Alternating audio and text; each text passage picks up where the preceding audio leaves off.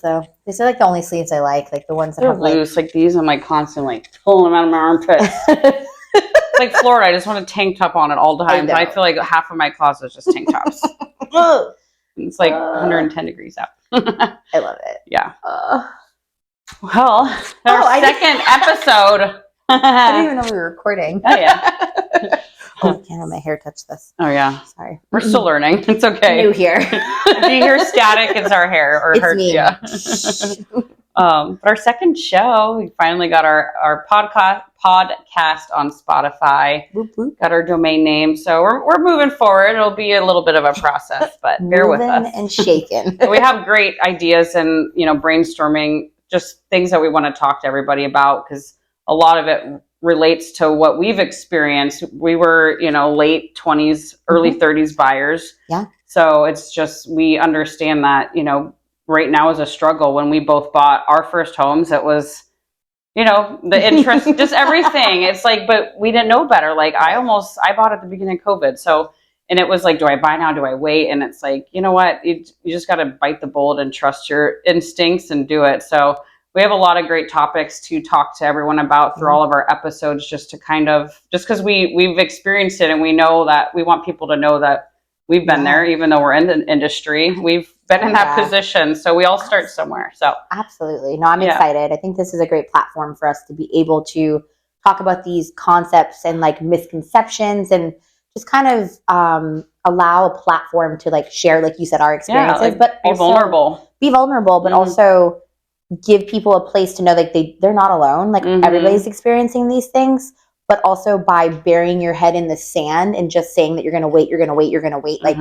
I'm going to literally tell you that's never going to get you anywhere. Yeah. I always say be in the know. People are just like, I just don't know if I can buy it, whatever. They're just be in the know, make the phone call Alex and talk to her, call me and talk to me, and just ask the questions. No question is a dumb question. I don't know how many times I have to tell people that. Same.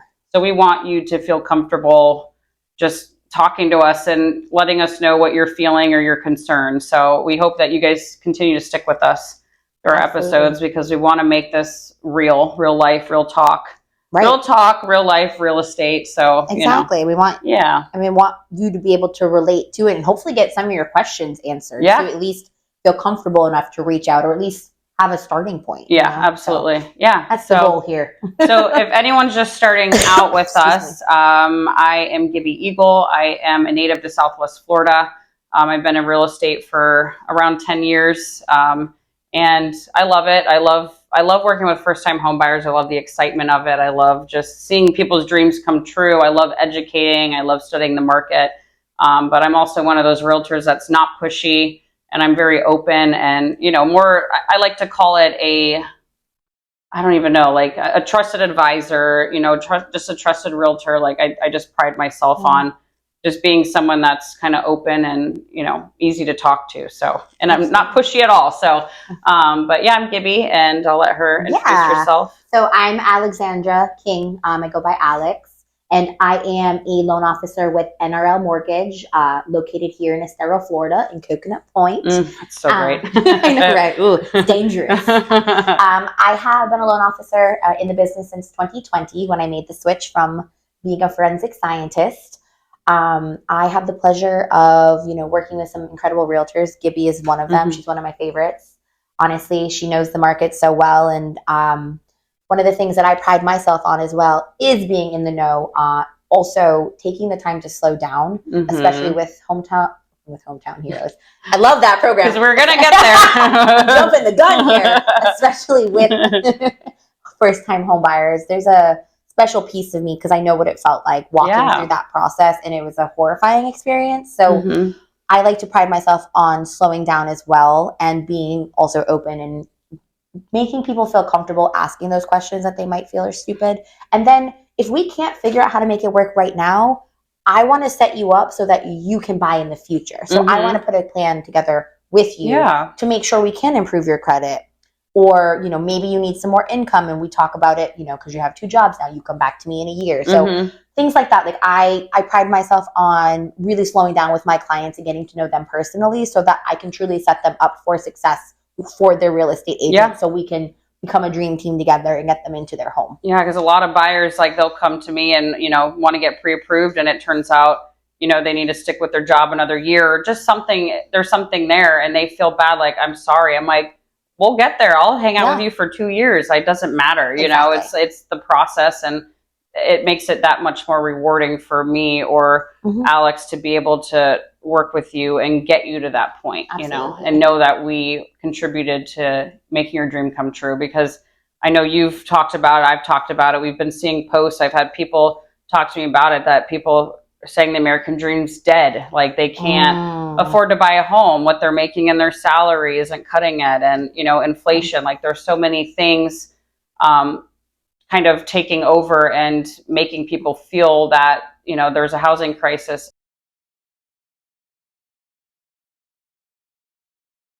And the American dream is dead. And it's sad to think that that's how people feel. Yeah. So I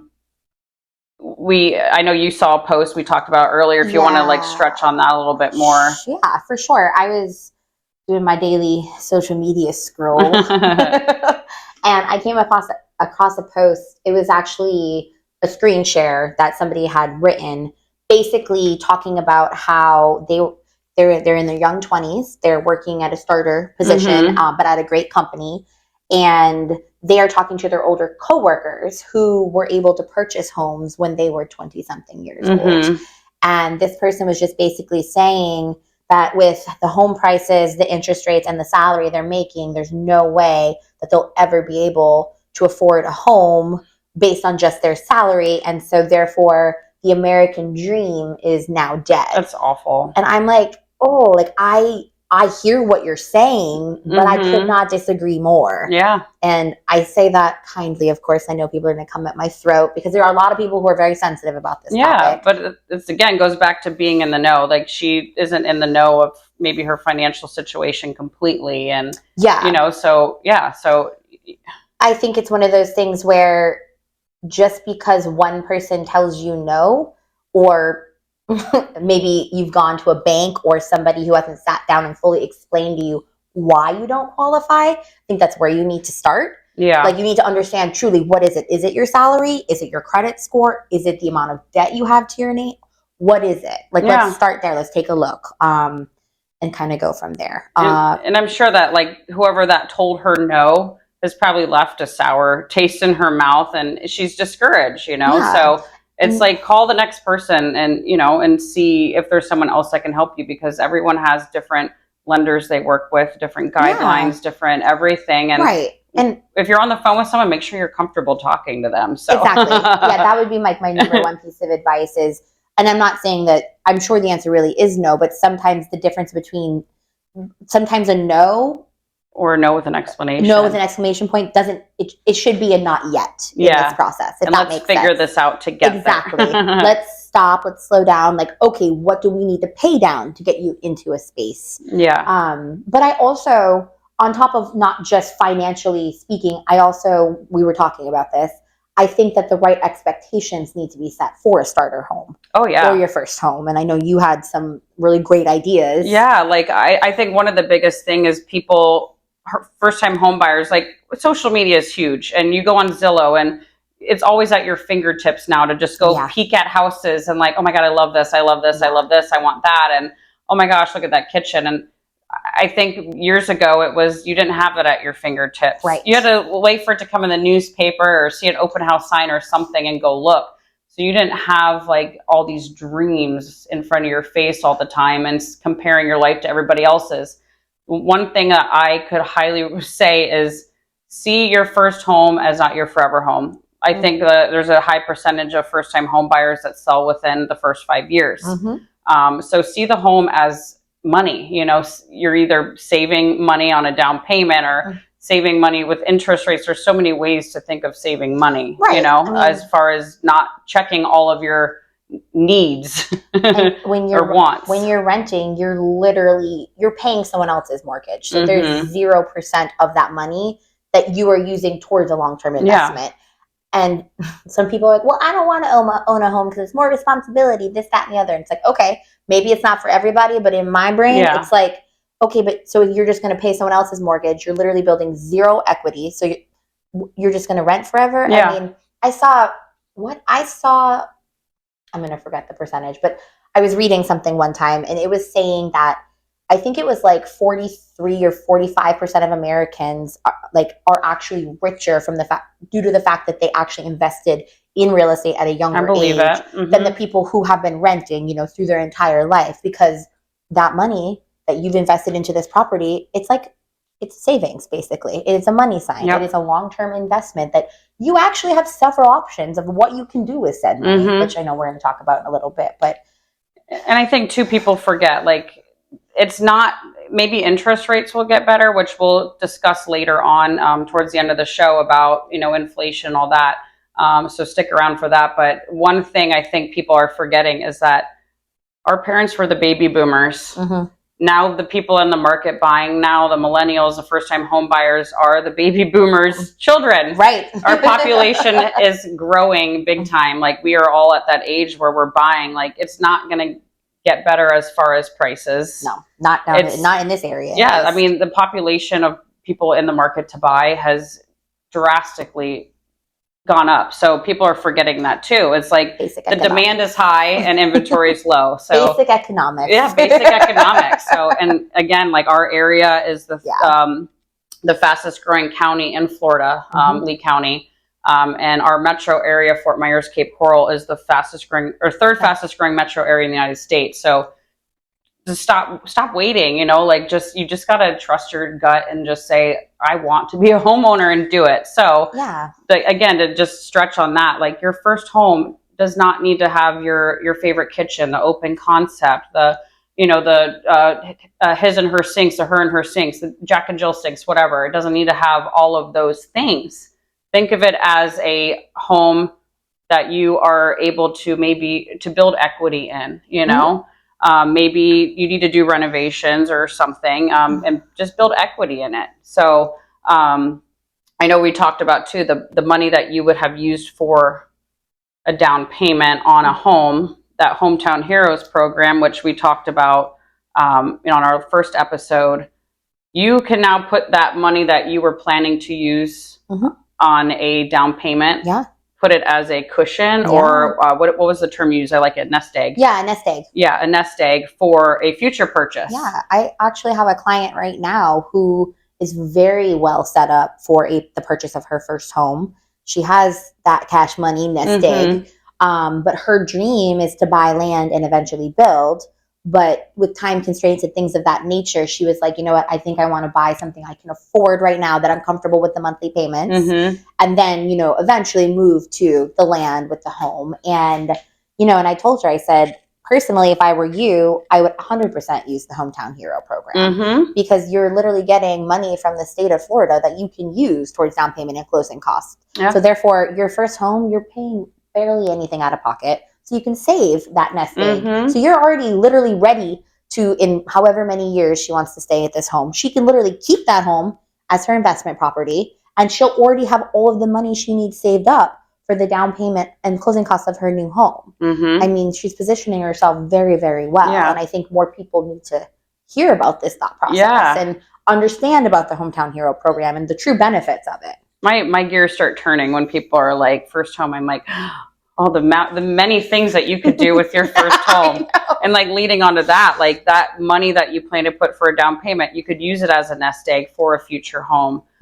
You could put it into, and I'm hoping we're going to get someone on here at some point for talk of finance about what you can do with that money you were going to use for a down payment, put it into interest accounts to build money on your money. So there's so many, it's like my gears are going crazy, but you can also use that money if the home has some potential in it to use that extra money for renovations to build extra equity. And you could also use it as a rental, like she said. So that first home could be your start of an investment portfolio. So there's so many things, people just need to get out of that mindset of, I want all of this. Yeah. And I think it's a limiting mindset, if I'm being honest. Oh, for sure. Because I think there's so many things that you're focusing on, that the cannots, that you're not realizing the cans. You are qualified for this amount of money. Okay, so where can we look like, in this county, or maybe we can't be in Collier. Okay, where can we look in Lee in this price point that would make sense for you? Yeah. Monthly, that you'd be comfortable and liking where you live, but also maybe we have to shift a little. Maybe you're a little further from work. Maybe like there's other options. Be in Lee County, but be by I-75. Be by Michael G. Ripp Parkway. Takes you. There's just so many roads that can make life easier, and you don't have to be married to a mortgage every month. So, and I think that too is like create a needs and wants list. Like, I think a lot of people, I've had buyers where they're like, they get so specific on their criteria. I want a fenced in backyard. I'm like, you can put a fence in. Right. As long as you're not an HOA, like, you could probably put a fence in. So like, you're limiting yourself by me adding that to the criteria in the MLS fenced yard. And a lot. So it's just, there's so many little things that you don't realize that you don't need. Correct. Or they're wants, but you don't need it. And if they're wants, then maybe you can work your way towards creating a goal. Yeah, exactly. Like saying the money we're talking about. Okay, you purchased the house without a fence. Cool. You used the down payment assistance program, like the Hometown Hero. You got that cash in the bank. Guess what you're going to do next? In the first month or two, you can put up that fence and then start working. Cosmetics are fixable and changeable, I guess is what I think we're both trying to say. So look at the bones of the house. Look at the monthly payment. Are you comfortable with that? Can you afford that? Look at the location. Are you okay with where this is located? Can you get to point A to point B to your parents, your gym, to the grocery store? Like all of these things, like those are the important parts. The rest of it that's cosmetic, it's changeable. It's fixable. Absolutely. Yeah. And it's like, they have like your pros and cons and maybe put them in like an order of importance, like, this checks, for the 7 boxes, whatever. Make it work. And I to stretch on that too is I do have buyers where from the get-go they have told me what they wanted. We've gone to look at houses and then I start seeing them start to stray, and after getting to know them, I know what is like the make or break it, and I have to sometimes remind them, okay, you know what, we need to go back to your list of like needs. Yes. Because I also don't want you to buy a home that you're going to be completely miserable in, and that I had a part in that. So, it's like you have to be realistic with your needs and wants, and they do change, but just be realistic. I mean, you can't have everything on the first jump, and maybe you can, which is great. I'm happy for you, but the reality of the people that are talking home crisis and American dream being dead, they obviously don't have that ability to, check all the boxes. Right. And you're right. I honestly think that sometimes it can feel like most dreams are dead. If you expect yourself to get everything correct on the first try in anything you do in life, I personally think that you're setting yourself up for failure. And look at us. We started a podcast. I mean, we're fumbling around, touching. We don't know. But we just said, let's just start. Let's just try. Me, I was like, I'm going to research. I'm going to I just got to check things out. And she's like, let's just do it. And I'm like, I don't know.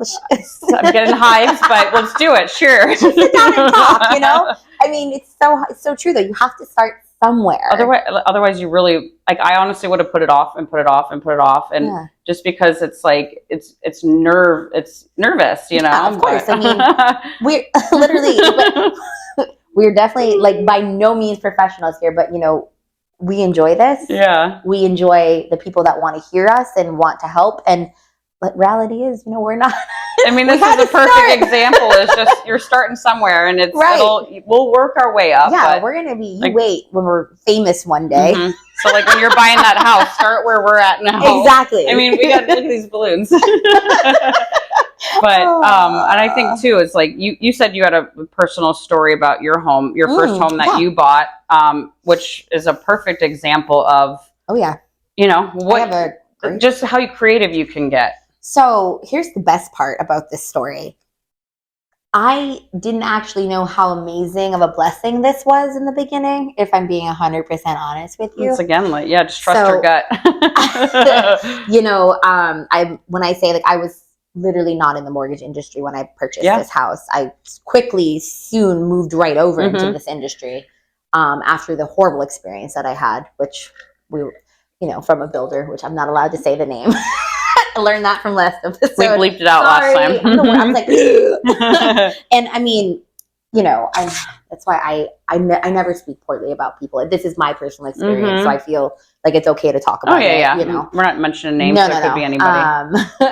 But all that to say, if I purchased in 2020, also interest rates were super low, and it was just me, my sole income. Which I mean, I get it. It is hard to buy on a single income, but it is doable. And I know we're going to get back to the point where I think people, once the rates start getting a little lower, I think people are buyers that might have been pushed out now, they're going to come back into the market. Yeah. And they're going to see that, okay, you know what? Nope, we're back. I can afford the house I like to begin with.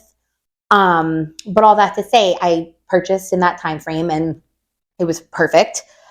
I ended up going through a breakup. My engagement fell apart. And at that time, I had a lot of credit cards from the relationship. And then just in general in life that I wasn't always super financially responsible in my young 20s, as are most people. If you are, great job. Keep it up. Shout out to you. But it's true. Like, I was not the best between student loans and my credit cards. I was like, ooh, like this probably isn't really great. But I was still able to purchase a house with all of that. So obviously, once I was in the house, I think for a year. And I decided that I was going to refinance before rates continued to increase. So I know most people will be like, why the heck did you refinance a 2.5% interest rate to a 5.5%? And I'll tell you why.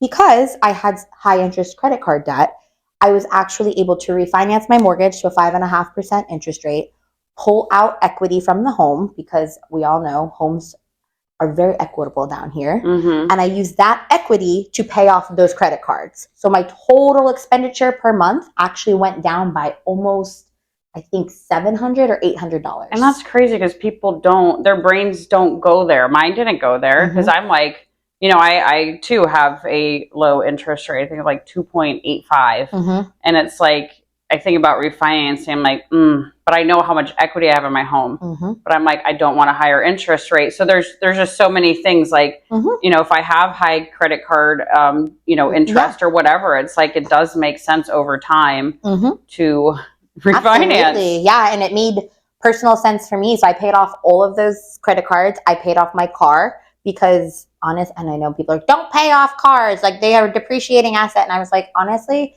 it made sense for me in the time to just get rid of all of the payments, because I still have my student loans, which most people do. So yeah, my monthly payments, like I said, went down, I think almost $800. That's crazy. Yes. So it was super helpful. And then I actually ended up selling at the end of March because it also made financial sense for me. Would I have loved to have held on to that house as a investment property? Yes and no, but it was a great starter home, and it literally served its purpose. It got you where you needed to exactly, and it's given me the nest egg that I'm going to need to make my next investment, which I'm thinking duplex. And we will talk about. Yeah, that probably will be another episode. Yeah, we'll do another episode on like residual income, passive income, and why it's so good and makes logical sense. So now that I'm, obviously I'm not a first-time home buyer anymore. I won't be able to use any programs, but I've now set myself up where I can use some of that money to purchase a home that I can live in and then rent out the other side, to then eventually become an investment property as a whole. Absolutely. So, all of these little steps and things that I've done have gotten me to this place. And so if I can help anybody, start somewhere, I want to, because it matters. Like buying a home and like mortgage and the things that you can do, it's not black and white. Like there's so many ways to get creative in order to make it work for you, financially or whatever it is. It's not like everything's laid out. It's like, you have to be able to work with a lender or a realtor that's willing to get creative. Sometimes people are in this business just to make the money, and they're not in it to for the reward of helping somebody, So it's like, you have to be able to work with someone that's not going to just give you a no. You have to work with someone that's going to say, all right, not right now, but these are the things that we're going to work on, and I'm going to help you, and I'm going to check in and make sure you're on track, and exactly. And we're going to talk in every quarter just to see how you're doing. And because the American dream is possible for everybody. It is, but it's just the steps you need to take to get there, and sometimes you do need a little extra guidance, and people need to realize that they don't need to be embarrassed for whatever financial situation they're in. No. I mean, even me, when I bought I was in real estate for a few years, but I also went through a terrible relationship. It was financially abusive, everything. So, even though I was working my way in my 20s to get to that point, it didn't work out the way I wanted it to. So, I mean, I didn't purchase till I was 30, I think. So, I was 29. Yeah. So it's like I was also too looking at the duplex, to do the live in one side, rent out the other, and start to create my investment portfolio. And then I saw the house that I'm currently in, and it's like I saw it as, all right, I'm gonna, buy this. I have the guest house out back. I'm in my home. So I fixed that up and turned it into a guest home to rent out on Airbnb. That. And my thoughts were, this will just be a temporary spot. I'll sell it. And then buy something new. But then my gears started to turn. I'll make this whole property an investment and then purchase. So it's just, there's so many ways to get creative. And again, that goes back to seeing your first home as not a forever home. See it as like something you can get creative with, whether it's building equity, fixing it up, turning it into an investment property. So absolutely, buying in like interest rates are high right now. Yeah, you can buy it, and you can always refinance. So there's just again, it's not black and white. It's just there's so many ways that we could help you purchase. So I mean, talking on all that, I know last week or our last episode we talked about the Hometown Heroes program, and I know that there was some other questions that came up that we wanted to highlight on. Excuse me, sorry. You actually had a question regarding the IPCs. Oh yeah. So normally when you're purchasing a home, like if you were purchasing a home with me as your realtor, we can negotiate, seller to pay closing costs, contribute towards your closing costs. And there is a cap on that, of how much you can receive. And I believe, I don't want to quote me on this, I don't want you to quote me on this, but I think it's like 3.5% or something of the sale price that they can contribute. So I had a question from a client. Is there a cap then? If there's a cap on closing cost assistance, now that this Hometown Hero program is out, I'm like, is there a cap on that as well, or a cap total that you can get as contribution from a, I forget, the seller or the intended. Right, so basically it's like a seller. Someone that's a part of the party. Part of the party, like a third party. Yeah, and so she had looked into it, and it was there's no clear answer on that either. But not really. I mean, basically, we can still use the program for sure. So I did get clarification that the program is definitely, we're still able to use the program to its full capacity. Okay. We just need to make sure that we're following the loan guidelines, depending on the type of loan that we are going to be pairing with the Hometown Hero program. And there are different percentages that we are capped at, but it's going to determine, that's determined by how much money you're actually putting down. Okay, so like the loan to value ratio is going to determine the total amount that can be contributed to the buyer as down payment or closing costs. Exactly. And what I will tell you is the more money that you put down, the higher the percentages that you can get. Okay. So basically it follows that, but it would be different for each situation. Yeah. So again, like if you, call Alex to use as your lender, then she can, run the numbers for you and let you know. Because that was a question for me as well, because I love negotiating. And right now, like the way interest rates are, obviously, homes are sitting a little longer on the market. So there is an opportunity to negotiate for a seller to pay closing costs. So for me, it's like, I want to make sure that I know that percentage, because if someone's using the Hometown Heroes program, I don't want to then go in and start negotiating closing costs and realize that's a wash, Right. Like we just wasted time negotiating closing costs and you can't even use that percentage. Correct. We could have negotiated on them coming down on the price. So exactly. Yeah. So again, that's up to whatever your finances are, and discussing with your lender as how much you can have as contribution. Absolutely. So yeah, but I think that's just awesome. Like this program is helping people make the American dream a reality again. I mean, when this program first started out, right after COVID, it was for Hometown Heroes. Correct. Our first responders, nurses, and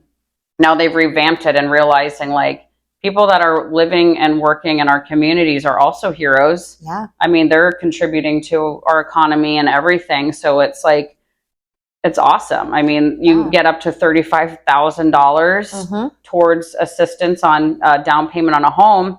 And some people that are first-time home buyers are working towards that, have been saving and saving and saving. And now that inflation's up, it's kind of like, okay, now that money I've been saving is starting to dwindle because I've had to, use it.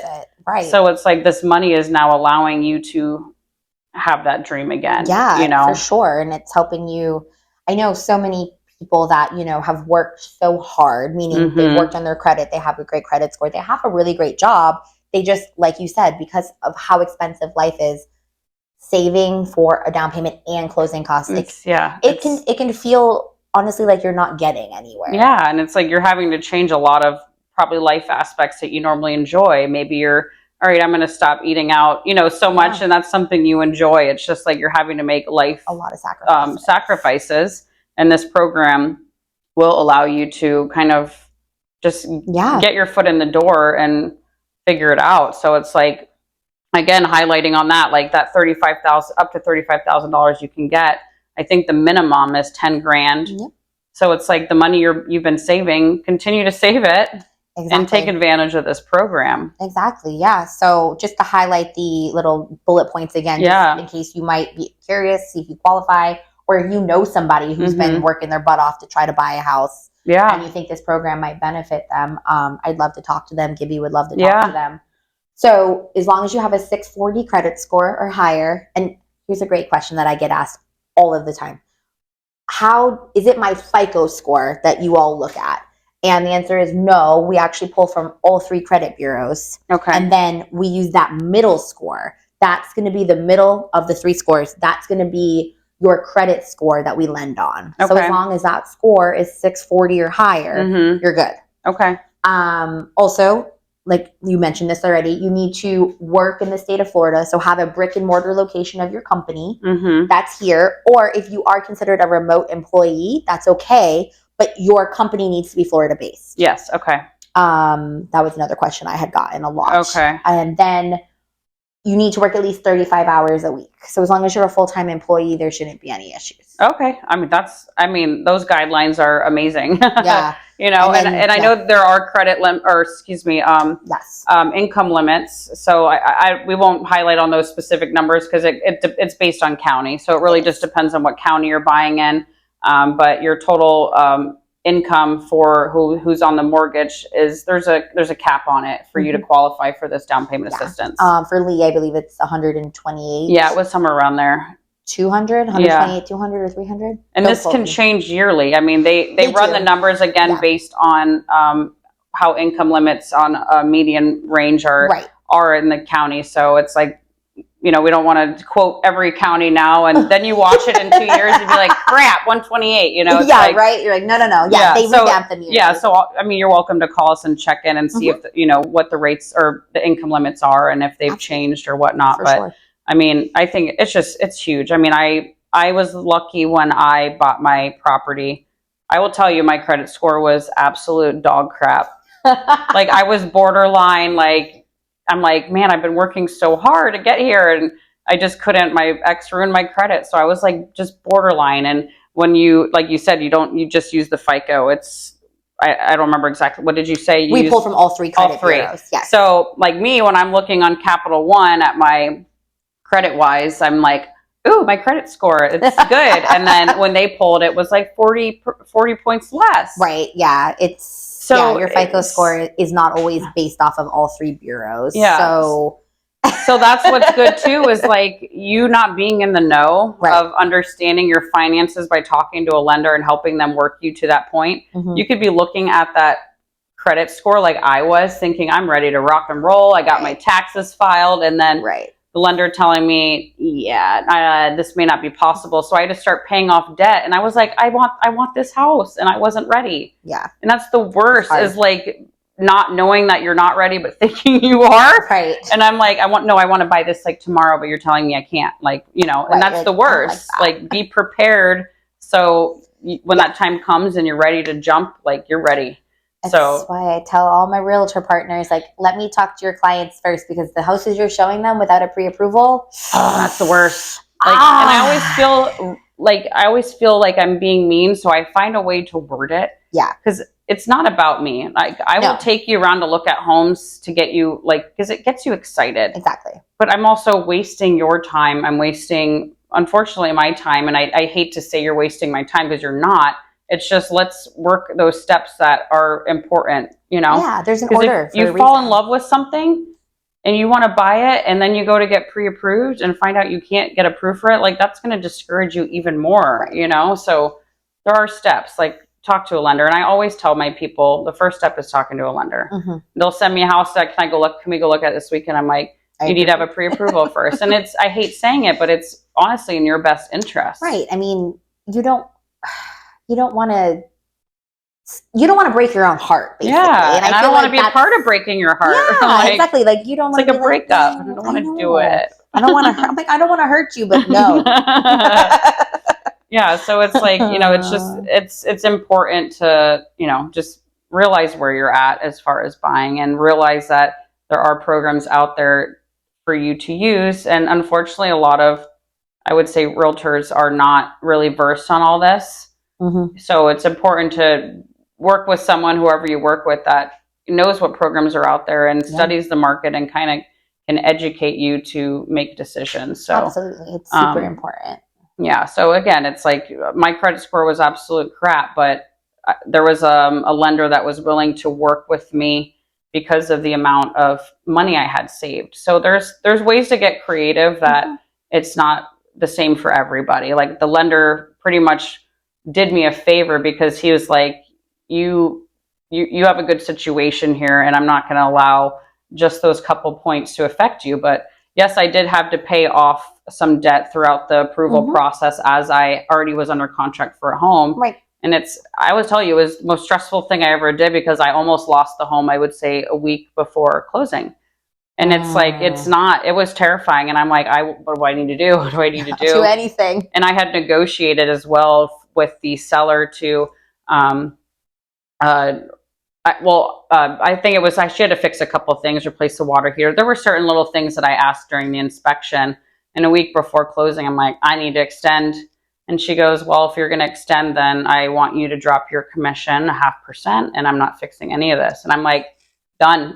Like, extend, like, just don't give up on me, because I know that this will work. We'll work through this. But I got this. It's stressful. Buying your first home can be very stressful. And just because I'm in the industry, I was in the industry when I bought, didn't mean it made it any easier for me, you know? Yeah. And so it's like, we've been there, we've done it. And yeah. And I mean, obviously our goal is to make it as stress-free as possible, but there's always going to be times when there's going to be hurdles. Yeah. And like, there are hurdles, but like, that's why it's important to work with people you're comfortable with and that you trust to lead you over that hurdle. Like, we're not going to drop the ball. Like, I will literally go to the end of the earth before I let something burn to the ground. And if I see something potentially even smoldering, I'm like, excuse me, hi, we need to talk about this.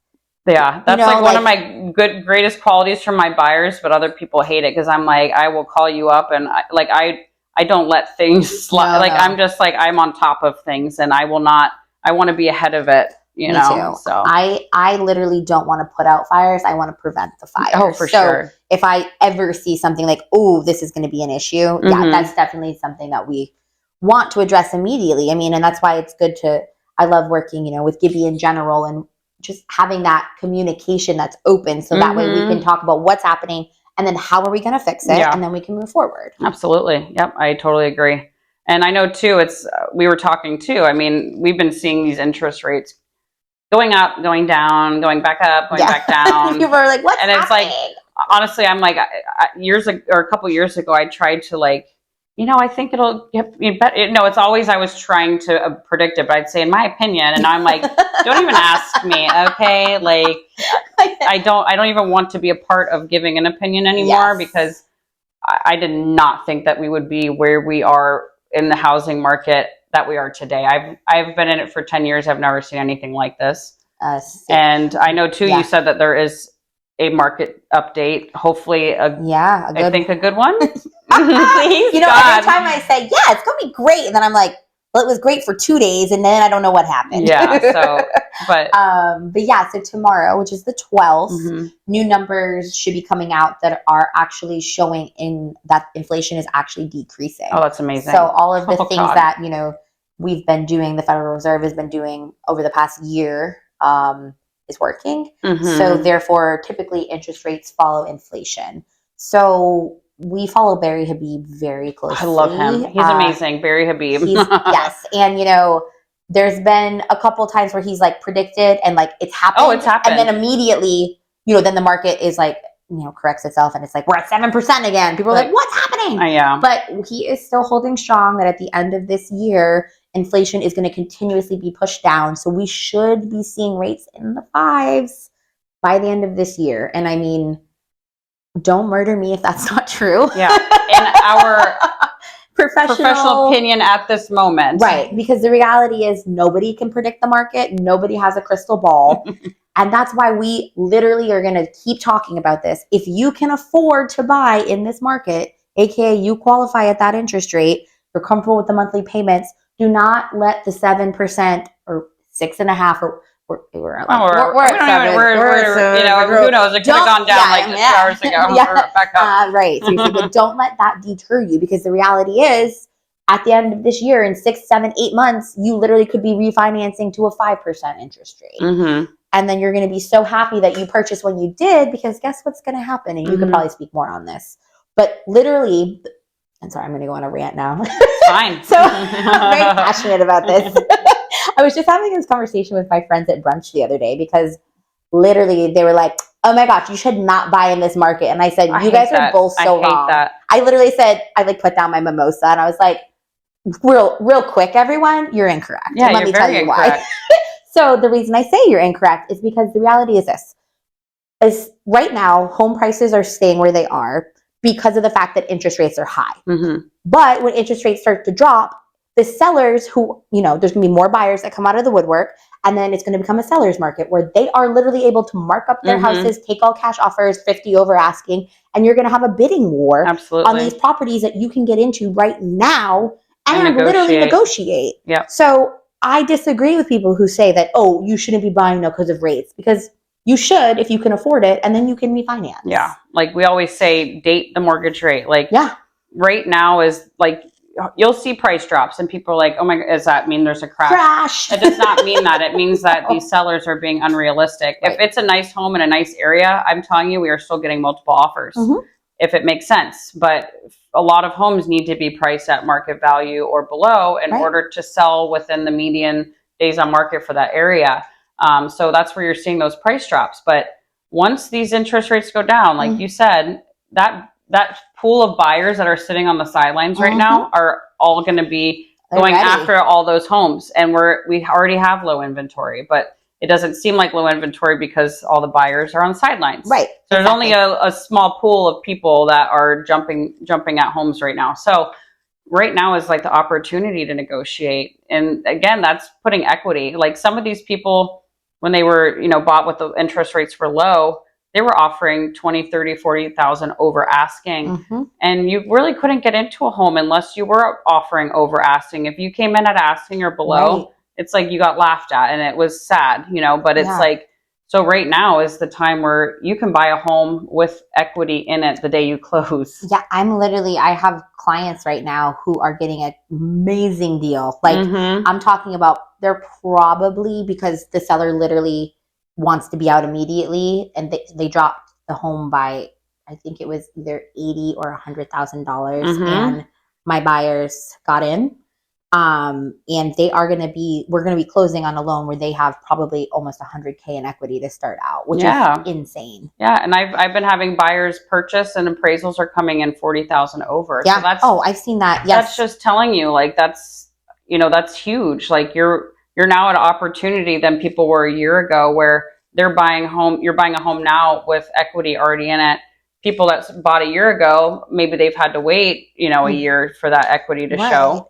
But it's just, and I know you wanted to explain. I was going to say, you know what? I want to explain actually what equity is, because I have had, and I hate this, but sometimes I say words and people are like, I don't know. I think because we talk about it every day that we don't think about again, we want to educate. So right. So just to slow down super fast, equity is going to be the appraised value of your home versus what you owe on it, aka your mortgage.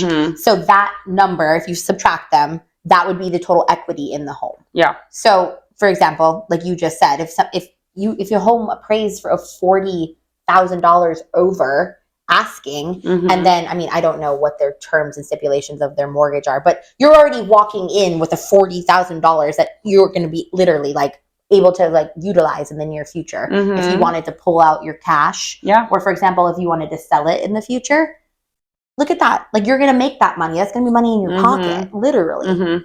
Yeah. So yeah, it's just, we always forget that these words is something we use every day. I know. And we'll be better about that in the future. We'll be like, okay, word of the day. Yeah. That's a good idea. Have a word of the day every podcast. Yeah. Well, that's awesome. I like that. Yeah. I should write that down. Yeah. Or like explain like one of the terms that's in the home buying process or whatever. Or like that we're going to touch on for future. Look at that. Look at that. Look at us. You guys are just brainstorming with us. So.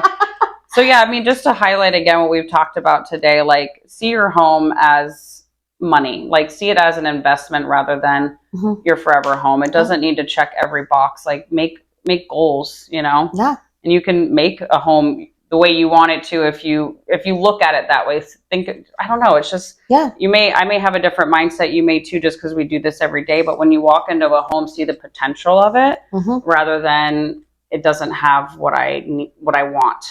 Right. But there's needs. Yes. Keep those needs important. You need, though. Yeah. And that's, I think, what you need to keep at the forefront of your brain. Yeah. Wants and needs are different. Like, create a pros and cons list and write out what's important, what things that you're, write them in order of importance, what things that you may be willing to not do, Yeah, no, for sure. And then remember that you can, once you purchase a property, there are so many ways to leverage from that property, whether you want to pull out your equity, which you just learned, by doing a cash out refinance, or maybe it's time that you keep that as a rental and you don't need to pull out any cash from it and you just leave it. I mean, and then that becomes an investment property as part of your portfolio. You can use there's so many ways. It's like, again, it's not black and white.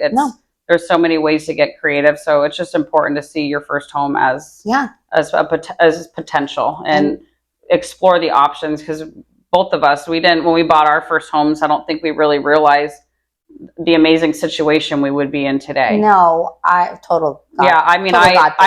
was terrified when I bought it, but I was like, just trust your gut and go with it. And I'm so glad I did.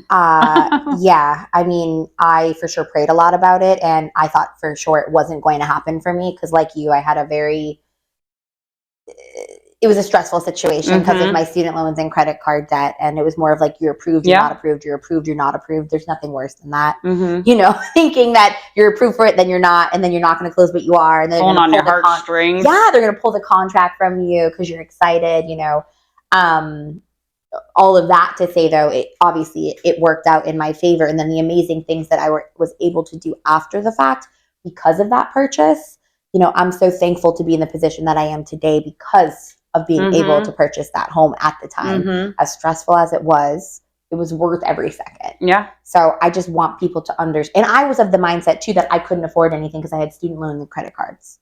That was me. And I was like, I barely had any savings at the time as well. And, I'm okay sitting here talking about that because I was in the position that I think a lot of people are right now. You know what I mean? Where they have a great job, they have credit, but they have a lot of debt and they think they won't qualify. And the reality was I was able to purchase a home. So why can't you? Yep. Agreed. Yep. And I think people also need to remember that we probably won't see rates in our lifetime the way that we could. Who knows? But at that 2.5, unless you want another pandemic. I don't. So I think people need to get that out of their mind. Like what we experienced a few years ago around COVID that was once in a lifetime thing. I feel, unless we do have, God forbid, it's going to happen tomorrow. But no, I'm just in my personal opinion, I don't think we will see anything like that. No. If it happens anytime soon, it won't happen like in our lifetime, maybe. So you have to be realistic and realize like a 7% or 6.5% interest rate, wherever we're at right now, does it make that much of a difference from a 5%? You know, it's just, think of it that way. It's like, do it now and then refinance. But, you know, it's just, God, I wish I could just reach the masses and just be like, just trust me. But why don't you want to listen? Yeah. No, so and it's a limiting mindset, honestly, is what it is. And I think a lot of people, what they don't know and what they don't understand, all they do is grasp onto mainstream media or grasp onto what their friend Susie's saying on social media, or Susie, no, you know, they grasp onto what they hear that they're surrounded with, and like instead of educating exactly, themselves. we want to break through that and be like, clear off those blinders, get those earmuffs off. Yeah. Like, we want to talk to you about the real things that are happening, and why you actually can afford a home. You know, so I think that's kind of where we're both very passionate at. Absolutely. Like, yeah. So anyway. Yeah. Thanks for letting me rant today. No, it was good. It was good. I mean, I get passionate about it too, because I get so tired of hearing people say, don't buy now. Like, you're listening to the news, which news loves to scare you. They love to get that, like, you know, fear up. So, and then people, your friends talking about it, more than likely they heard it from this person, the news or whatever. And you know, when people start talking, it's like the phone when we were little, like the rumor, it just, you know, it gets twisted. Right. And especially if you trust that person, like on a personal level, you're like, well, obviously they know what they're talking about. Like, they're my best friend. And it's like, okay, they might be your best friend, but they are not a mortgage or real estate professional. They're not studying the market. They're not following the people who literally study the market. For example, like Billy Habib, who like predicted the crash of 08. You know, there's a lot of things that go into it. And I just think the narrow-mindedness and like the overgeneralization of statements of you shouldn't be buying doesn't make sense for everybody. So, and you shouldn't, honestly, the way I feel when it comes to finances and making these types of decisions, you don't want your friends really involved in it anyway, unless they're in the industry to give you advice on it. Like me, people come to me about lending stuff. I'm like, call my lender. Like, that's not my industry, even though people may think, well, you're a realtor. Like, no, I'm taught differently than, like, it's not the same, you know? Which is great to have partnerships like this, where you're like, hey, like, we have a great conversation today about, you know, a client of yours where we're like, we will be able to help them and they're actually going to get what they want. Yeah. You know, and I didn't know. I honestly told her the wrong thing. And I talked to Alex about it and she's like, oh no, we can. And I'm like, see, and that's why I don't speak on things that I don't know. And you shouldn't listen to your friends that don't know. Like, are you just going to go to this random person that's a teacher and ask her how you should invest your money? Like, it's just, that's not their industry. Everyone has a niche, and these are our niches, and we can help you get to where you need to, or where you want to be. And you may not get the answer you want right away, but you will get the answer from us if you work with us and allow us to help you. Absolutely. So, that is the end goal. So, yeah. Well, I think that was great. And, you know, I want us to both make sure we give our information. So if people have questions, and you can email us, real talk, real life, real estate @gmail.com. If you have questions that you want us to highlight on. Obviously, wherever you see this video posted, you can comment on as well. And, you know, we can highlight on certain things. So, and I'm Gibby Eagle. I work for Maxim Realtors. It's a local brokerage. Phone number is 239-994-3681 if you have questions or, you know, want me to help guide you. Absolutely. And once again, I'm Alexandra King with NRL Mortgage, local lender here at Coconut Point. My number is 603-809-9474. And I'm happy to help you with any questions you might have about the market in general, Hometown Hero program, getting qualified, all of those parameters and what that looks like. So feel free to reach out. Yeah, we can give you we'll create you your own blueprint of how we're going to get you to where you need to be. It's not going to be the same for everybody, you know? Of course not. So awesome. Cool. High five.